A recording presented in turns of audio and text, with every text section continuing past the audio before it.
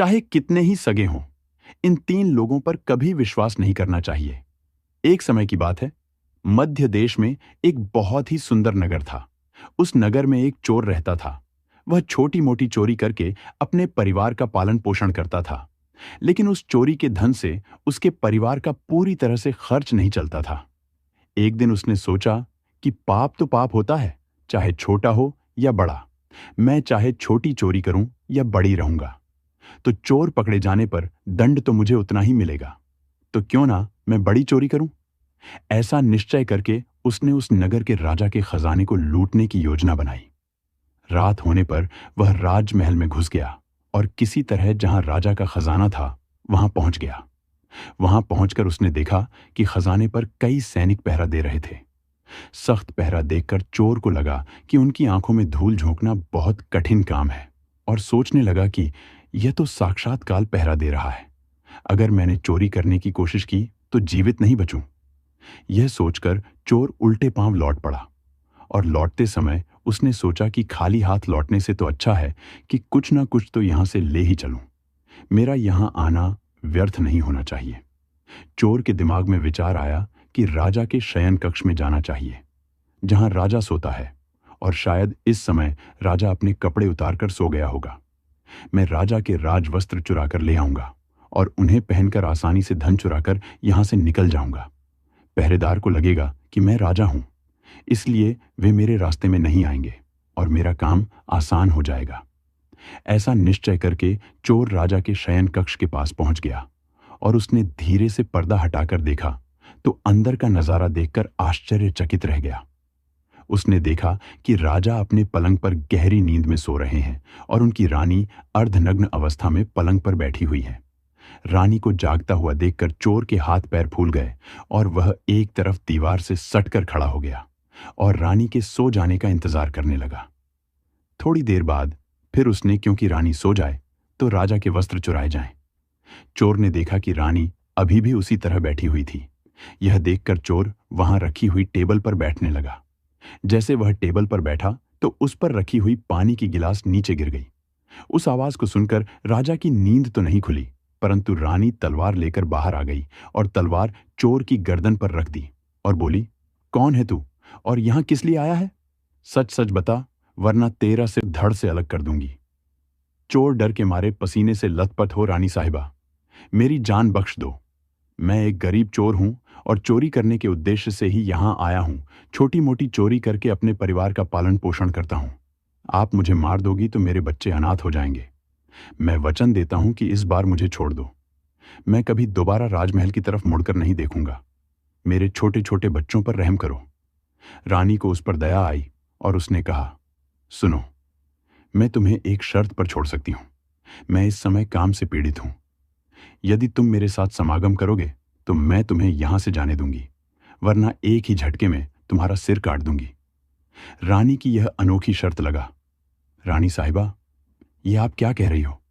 मैं तो एक चोर हूं और आप इतने बड़े राज्य की महारानी। मेरी क्या औकात है जो मैं आपके साथ ऐसा करूं? मेरे लिए तो यह सोचना भी बहुत बड़ा पाप है। रानी ने कहा, मैं कुछ नहीं सुनना चाहती। अगर तुम्हें अपनी जान प्यारी है तो मैं जैसा कहती हूं वैसा ही करो, वरना मरने के लिए तैयार हो जाओ। रानी का ऐसा प्रस्ताव सुनकर चोर की जान हलक में अटक गई और सोचने लगा, आज मैं बहुत बड़ी मुसीबत में फंस गया। यदि मैंने रानी की बात भी मारा जाऊंगा। चोर बहुत बड़ी दुविधा में पड़ गया कि क्या करूं। आखिरकार उसने रानी के साथ समागम करने की बात को स्वीकार कर लिया और बोला, रानी साहिबा, मुझे 5 मिनट का समय दे दो। मुझे बहुत जोर से लघु शंका लगी है। पहले मुझे लघु शंका से निवृत्त होने दो। उसके बाद आप जैसा कहोगी मैं वैसा ही करने के लिए तैयार हूं। रानी ने तुरंत तलवार के इशारे से शौचालय को बता दिया और चोर उसकी तरफ चल पड़ा। रानी वहीं पर खड़ी होकर उसके लौटने की प्रतीक्षा करने लगी। चोर ने इस बीच रानी की नजर से बचकर वहां से भागने की कोशिश की। भागते भागते जब वह द्वार पर पहुंचा तो द्वार पर जो सैनिक था उसने उसे पकड़ लिया और उससे पूछताछ की। चोर चोरी करने आया था, लेकिन रानी ने उसे पकड़ लिया और छोड़ने के बदले एक शर्त रखी थी कि वह उसके साथ समागम करे। इसलिए मैं लघु शंका का बहाना बनाकर वहां से भाग आया। इस तरह से चोर गिड़गिड़ा कर सैनिक से उसे छोड़ने का आग्रह करने लगा। सैनिक ने कहा, देख भाई, मैं तुझे एक शर्त पर जाने दे सकता हूं, और शर्त यह है कि तुम्हें पुनः रानी के पास लौट कर जाना होगा और रानी से कहना होगा कि मैं तुम्हारे साथ समागम करने के लिए तैयार हूं, किंतु उससे पहले तुम्हें अपने हाथ से राजा को मारना होगा। सैनिक की यह शर्त और भी ज्यादा कठिन थी। चोर ने सोचा कि वैसे तो प्राण बच भी सकते थे, परंतु अब नहीं बचेंगे। अगर रानी से यह बात कही तो रानी मेरा सिर काट देगी। अब चोर को चारों तरफ मौत ही मौत दिखाई दे रही थी।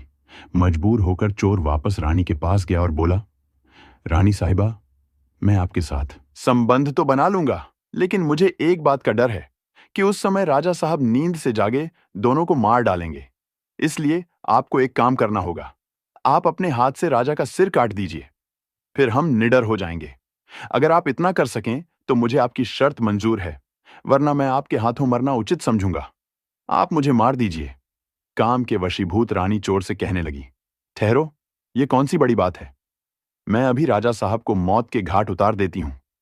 इतना कहकर रानी ने दोनों हाथों से तलवार पकड़ी और सोए हुए अपने पति का सिर काट दिया।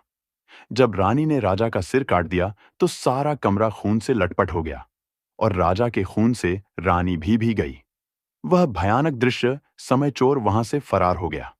सुबह राजमहल में शोर मच गया कि कोई राजा साहब को मार गया, मगर राजा को मारने वाले का कोई पता नहीं चल पा रहा था। सब लोग बड़े आश्चर्य में थे कि राजा को सोते हुए किसी ने मार डाला। इधर रानी भी दहाड़ मार मार कर रो रही थी।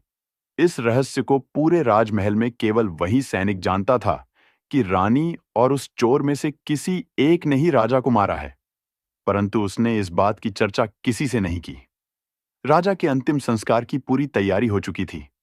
उधर रानी ने घोषणा की कि वह अपने राजा के साथ सती होना चाहती है। यह जानकर किसी ने राजा को मारा होता तो वह राजा के साथ सती क्यों होती? इधर रानी सारे श्रृंगार करके राजा के साथ चिता पर जाकर बैठ गई। राज्य के सभी लोग की चिता पर एक एक करके लकड़ी रख रहे थे और उन्हें नमन करके पीछे लौट रहे थे। इस प्रकार सबसे अंत में वह सैनिक भी राजा की चिता पर लकड़ी रखने गया। जो इस रहस्य को जानता था, उसने धीरे से रानी के कान में कहा, महारानी, आप तो सती हो जाएंगी, लेकिन मुझे इतना तो बता दीजिए कि राजा को आपने मारा था या उस चोर ने? यह सुनकर रानी चौंक पड़ी। वह समझ गई कि इसका मतलब इस भेद को यह सैनिक भी जानता है। रानी ने कहा, सुनो राजा को, ना तो मैंने मारा है ना उस चोर ने। अगर तुम्हें यह जानना है कि राजा को किसने मारा है, तो तुम नगर से बाहर उत्तर दिशा में जो जंगल है उसमें चले जाओ। वहां एक कुटिया में एक बुढ़िया रहती है, वह तुम्हें इस रहस्य को जरूर बता देगी। सैनिक को यह रहस्य जानना था, इसलिए वह अगले ही दिन रानी के बताए अनुसार जंगल में चला गया। जंगल में पहुंचने पर उसे वह कुटिया दिखाई दी जिसमें वह बुढ़िया रहती थी। सैनिक उस बुढ़िया के पैर पकड़कर बोला, मां जी, मैं एक रहस्य जानने के लिए आपके पास आया हूं। राजा साहब की हत्या किसने की, मुझे बताइए। तब बुढ़िया मां कहती हैं, बेटा, अगर तुझे यह रहस्य जानना है तो तुझे एक काम करना होगा। मेरी कुटिया के बाहर एक बकरा बंधा हुआ है। तू अपनी तलवार से उसका सिर काट दे और सिर काटते ही बकरे की दाढ़ वहीं गिर जाएगी और उसका सिर हवा में उड़ने लगेगा। तब तुम उस बकरे के सिर के कान पकड़कर लटक जाना। वह बकरे का सिर तुझे जिस जगह पर ले जाएगा, वहां पहुंचकर तुझे तेरे सवाल का जवाब मिल जाएगा कि राजा को किसने मारा है। अब सैनिक ने वैसा ही किया। कुटिया के बाहर जो बकरा बंधा हुआ था, सैनिक ने उस बकरे का सिर काट दिया। सिर कटते ही वह हवा में उड़ने लगा। उसने झपट कर बकरे के दोनों कान पकड़ लिए। वह सिर उड़ता हुआ उसे उस भयंकर वन के हुई थी। उस गुफा के द्वार पर जाकर वह सिर नीचे उतर गया। सैनिक सोचने लगा कि इस जंगल में ना तो कोई मनुष्य दिखाई दे रहा है, यहां भला कौन मुझे राजा की मौत का रहस्य बताएगा। वह गुफा के द्वार पर खड़ा यही सोच रहा था, और वह गुफा एक राक्षस की थी जिसमें वह राक्षस और उसकी एक बेटी रहते थे। अब शाम हो गई थी और वह राक्षस अपने भोजन के लिए बाहर गया हुआ था। गुफा के अंदर उसकी बेटी मौजूद थी। इधर जब राक्षस कन्या को किसी मनुष्य की गंध मालूम पड़ी तो वह द्वार पर निकल कर आई। उसने देखा कि एक हटा कटा नौजवान गुफा के द्वार पर खड़ा है। राक्षस कन्या ने सोचा कि अगर मैंने इसे खा लिया तो मेरे एक समय की भूख मिट जाएगी, और अगर मैंने इसे जिंदा रखा तो यह नौजवान मेरे बहुत काम आएगा। राक्षस कन्या ने तुरंत एक सुंदर लड़की का रूप बनाया और उसके सम्मुख पहुंच गई। इतनी सुंदर स्त्री उसने आज तक पहले कभी नहीं देखी थी। वह सैनिक उसे देखते ही उस पर मोहित हो गया। लड़की भी उसे अपनाने के लिए आई थी, इसलिए उसे अपनी गुफा में बुलाकर ले गई और उसके साथ खूब मस्ती की। कि आने का समय हुआ तो लड़की ने उसे मक्खी बनाकर दीवार पर चिपका दिया। राक्षस आया और उसने लड़की से पूछा, बेटी, मुझे किसी मनुष्य की गंध मालूम पड़ रही है। मुझे लगता है कि कोई आदमी हमारी गुफा में घुस आया है। तब बेटी बहाना बनाती हुई बोली, पिताजी कैसी बात कर रहे हैं? हमारे होते हुए कौन मनुष्य यहां आने की हिम्मत करेगा? मैं तो उसे कच्चा चबा जाऊंगी। इस तरह उसने राक्षस को गुमराह कर दिया। अब वह राक्षस कन्या रोज उसे रात होने पर पुरुष बना देती थी और दिन में उसे मक्खी बनाकर दीवार पर चिपका देती थी। इस प्रकार सैनिक को राक्षस की गुफा में रहते रहते काफी दिन बीत चुके थे। अब उसे अपनी पत्नी और बच्चों की याद आने लगी, परंतु वह राक्षस कन्या के चंगुल से नहीं निकल पा रहा था। एक दिन उसे मौका मिल गया और वह किसी तरह रात में वहां से भाग निकला। भागते भागते कई दिनों के बाद वह अपने नगर पहुंच गया। अपने घर पहुंचकर उसे बहुत खुशी हुई। अपने बच्चों से मिलकर वह बहुत प्रसन्न हुआ। वह सोचने लगा, अच्छा हुआ जो मैं वहां से चला आया, न जाने कब तक वह मुझे मक्खी बनाकर वहां रखती। इस तरह उस सैनिक की अपने घर पर रहते हुए काफी दिन बीत गए। एक दिन उसे फिर उस लड़की की याद आई। अब तो दिन रात वह उसके ख्यालों में खोया रहता। उसकी सुंदरता को याद कर उससे मिलने की इच्छा करता। उसके बिना ना खाना अच्छा लगता, ना पीना। हर समय यही सोचता था कि उससे किस तरह मिलन होगा। सैनिक उस राक्षस कन्या से मिलने के लिए तड़पने लगा और उसने फिर से उसके पास जाने का निश्चय किया। उसने सोचा, पिछली बार तो मुझे उस बुढ़िया ने पहुंचा दिया था, लेकिन अब मैं वहां से भाग कर आया हूं, इसलिए मुझे रास्ते का भी ज्ञान नहीं है। क्यों ना मैं एक बार फिर उस बुढ़िया की सहायता ले लूं। ऐसा सोचकर वह उस बुढ़िया की कुटिया पर पहुंच गया और हाथ जोड़कर बोला, हे माता, एक बार मुझे फिर से उसी स्थान पर भेज दो जहां पर मुझे पहले भेजा था। अब वह सैनिक राजा की हत्या का रहस्य भूल चुका था। वह राक्षस कन्या से मिलने की बेचैनी उसके अंदर बढ़ती जा रही थी। वह बुढ़िया समझ गई कि यह काम के वशीभूत है। उस बुढ़िया ने कहा, बेटा, पहले तो मेरे पास एक बकरा था जिसके कान पकड़कर तुम वहां चले जाते। अब तो वह भी नहीं है। अब मैं तुम्हें कैसे पहुंचाऊं? तब सैनिक ने कहा, हे माता, मैं जीवन भर आपका गुलाम रहूंगा। एक बार उस लड़की से मुझे मिला दो। बुढ़िया ने कहा, बेटा, मैं तुझे मिला तो दूंगी, पर इसके लिए तुझे अपने बेटे को मेरे पास लाना होगा। सैनिक बोला, ये कौन सी बड़ी बात है? इतना कहकर सैनिक अपने बेटे को बुलाकर ले आया। बुढ़िया ने कहा, बेटा, जिस तरह तुमने बकरे का सिर काटा था, उसी तरह तुम अपने बेटे का सिर भी काट देना। फिर उसी तरह इसका सिर भी हवा में उड़ने लगेगा। तुम इसका सिर पकड़ लेना और यह तुम्हें उसी स्थान पर पहुंचा देगा। काम के वशीभूत वह तैयार हो गया। जैसे ही उसने तलवार लेकर बेटे का सिर काटना चाहा, तब उस बुढ़िया ने उसका हाथ पकड़ लिया और कहने लगी, ठहरो, यही तुम्हारे प्रश्न का जवाब है। चाहे कितने ही सगे हों, इन पर कभी भी विश्वास नहीं करना चाहिए। पहला राजा को ना चोर ने मारा था और ना रानी ने राजा को हवस ने मारा था। जिस तरह काम वासना में अंधा होकर तुम अपने बेटे को मारने के लिए तैयार हो गए, इसी हवस के वशीभूत होकर मनुष्य अंधा हो जाता है और गलत से गलत काम भी कर जाता है।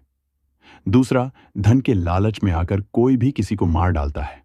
और तीसरा, क्रोधी व्यक्ति क्रोध में अंधा होकर सब कुछ भूल जाता है और वह सब कर डालता है जिससे जीवन भर उसे पछताना पड़ता है। क्रोध में उसकी बुद्धि विवेकहीन हो जाती है और वह अपना पराया कुछ नहीं देख पाता। इन तीनों से हमेशा बचकर रहना चाहिए, अन्यथा जीवन भर पछताना पड़ता है। मित्रों, आशा करते हैं कि आपको हमारा यह सुनाई गई कथा अच्छी लगी होगी। अगर आपको यह कथा अच्छी लगी तो प्लीज वीडियो को लाइक करें और चैनल को भी सब्सक्राइब करें। और लास्ट तक कथा सुनने के लिए दिल से धन्यवाद।